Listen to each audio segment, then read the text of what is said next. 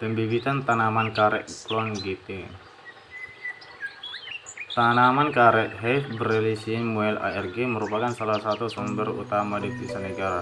Oleh sebab itu, tanaman karet selalu diusahakan pengembangannya baik dalam hal luas area tanaman maupun teknik budidayanya.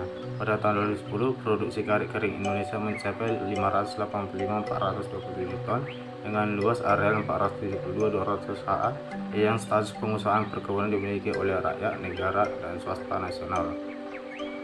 Permasalahan yang timbul pada perkebunan rakyat pada semua lokasi umumnya adalah rendahnya produktivitas yang dicapai. Salah satu penyebab adalah rendahnya adopsi teknologi perkaretan, terutama dalam penggunaan bahan tanaman unggul serta tanaman yang mulai menua. Salah satu usaha untuk meningkatkan produktivitas tanaman dapat dilakukan dengan perbaikan secara genetik, yaitu menggunakan klon-klon baru. Dalam pelaksanaan peremajaan ataupun penanaman areal baru dianjurkan menggunakan bibit karet asal klon unggul. Sejalan dengan kemajuan pemilihan tanaman karet ikut berkembang pula klon-klon yang telah memasuki tahap generasi kelima atau GP, di mana jenis-jenis klon unggul yang telah direkomendasi untuk periode 2010 sampai 2014 adalah 1. Klon penghasil lateks IRR 104, IRS 112, IRS 118, IRR 220, PPM 24, PB 260, PB 330.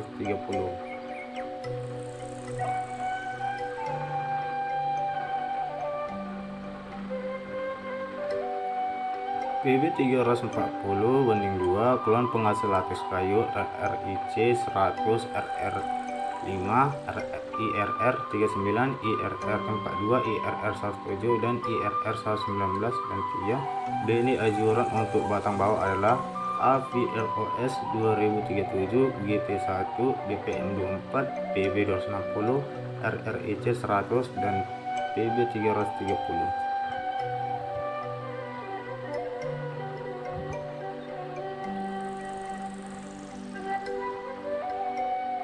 Telah dibuktikan bahwa dalam penggunaan klon unggul atau baby asal okulasi dapat meningkatkan produksi dibandingkan dengan tanaman asal biji. Informasi dari Balai Penelitian Gates 2005 menunjukkan bahwa tanaman yang berasal dari biji sifatnya sering menyimpang dari asal induknya. Untuk menghindari kelemahan-kelemahan yang terdapat pada perbanyakan generatif, maka perbanyak vegetatif sangat dianjurkan untuk menghasilkan bibit baru. Saat ini klon GT1 banyak digunakan untuk batang bawah karena memiliki tingkat kesesuaian yang tinggi serta relatif tahan terhadap serangan cendawan akar putih dan juga merupakan klon primer.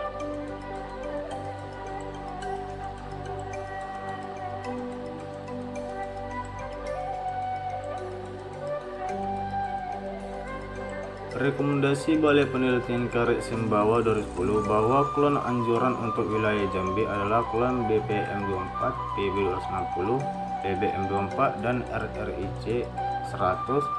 Klon karet BPM24 merupakan hasil persilangan dari klon GT1 kali AVRS 1334 yang mempunyai pertumbuhan yang baik, berproduksi tinggi, toleran terhadap Corynespora, sedangkan klon PB260 merupakan hasil persilangan PB5/51 kali PB49 mempunyai pertumbuhan sangat baik, berproduksi tinggi, tahan terhadap Colistrium.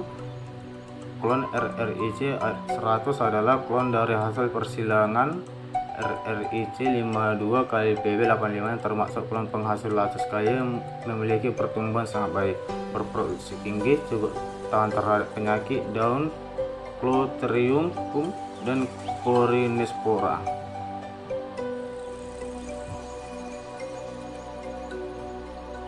Salah satu upaya untuk menggabungkan sifat toleran yang kuat dari klon GT1 serta produksi yang tingkat dari klon generasi 5 yaitu dengan mengkomunikasikan kedua klon tersebut, GT1 sebagai batang bawah dan beberapa klon G5 sebagai mata entres. Walaupun klon-klon tersebut dekat kekerabatannya, akan tetapi karena klonnya berbeda maka diyakini akan ada perbedaan tingkat kecocokan dalam pertautan mata entres sehingga berpengaruh terhadap pertumbuhan bibit. Pengujian kesulitan antara klon GT1 sebagai batang bawah dan berbagai klon GT5 sebagai mata entres perlu dilakukan untuk mendapatkan klon dengan kompatibilitas yang tinggi bila dilakukan okulasi. Bahan dan alat. Bahan yang digunakan dalam penelitian ini adalah bibit karet calon batang bawah klon GT1 dengan kondisi batang bawah tersebut telah memenuhi ciri siap diokulasi, yaitu 1. Lilik batang sudah mencapai 5-7 cm pada ketinggian 5 cm dari permukaan tanah atau diameter 1,5 cm. 2. Warna kulit batang hijau. 3. Tunas ujungnya dalam keadaan tidur atau berdaun seluruhnya dalam keadaan tua. Metode penelitian.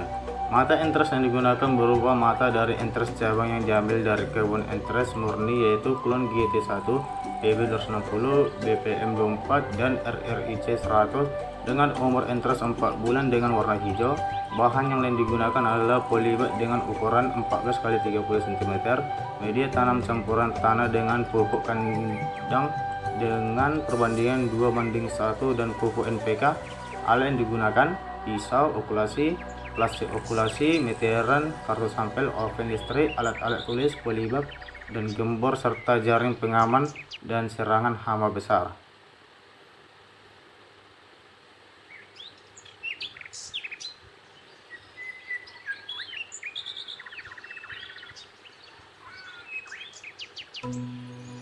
Pelaksanaan penelitian. Pelaksanaan okulasi dilakukan dengan bantuan tenaga ahli yang telah berpengalaman. Teknik okulasi yang dipakai yaitu okulasi hijau dengan umur batang bawah 5 bulan dan mate entres dengan umur 4 bulan dengan warna hijau tua.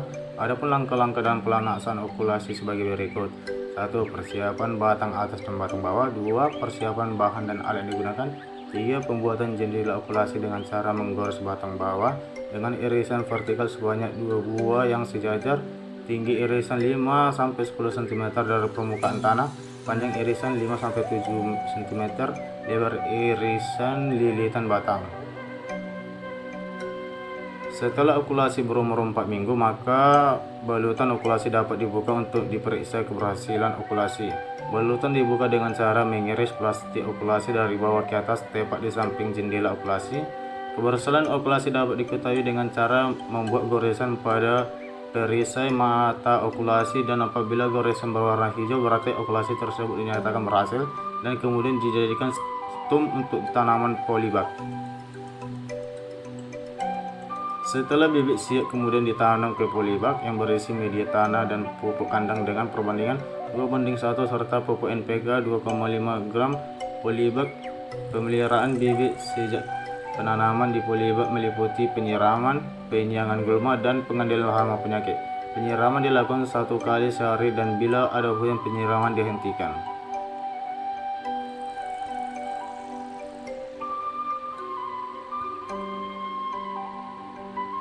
Penelitian Toruan Matthews et al. 2002 ternyata klon GT1 dengan klon PB260 mempunyai kesamaan genetik mencapai 82%.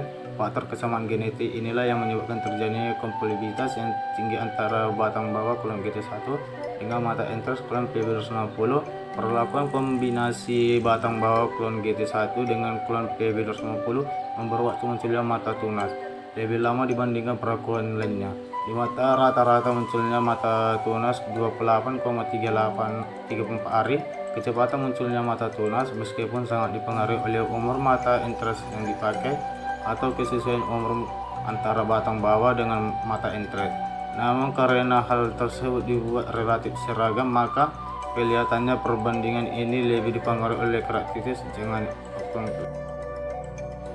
Simpulan. 1. Keberhasilan tinggi didapat dari kombinasi batang bawah dengan mata entres GT1 dengan GT1 dan GT1 dengan PB260. 2. Keberhasilan pertautan GT1 dengan PB260 menunjukkan aliran hara dari batang bawah dan aliran fotosintat dari perkembangan mata entres menjadi lancar dan terlihat dari pengamatan perubahan panjang tunas, luas daun total, dan bobot kering tunas. 3. Perbedaan panjang tunas, luas dan daun total dan bobot kering okulasi batang bawah klon GT1 dengan mata entres klon PB260 dibandingkan kombinasi lain berturut-turut adalah 49%, 18%, dan 50%.